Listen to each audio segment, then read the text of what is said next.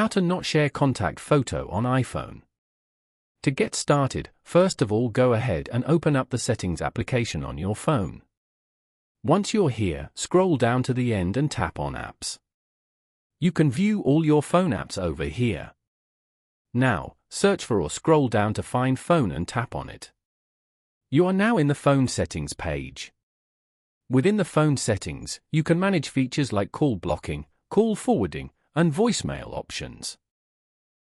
You can also customize your outgoing call settings. On this page, scroll down and go to Share Name and Photo. Here, tap on Share Automatically. Select Always Ask. Then, tap on Done above.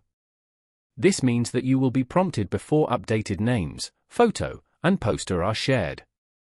Following these steps, you can easily choose to not share contact photo on iPhone.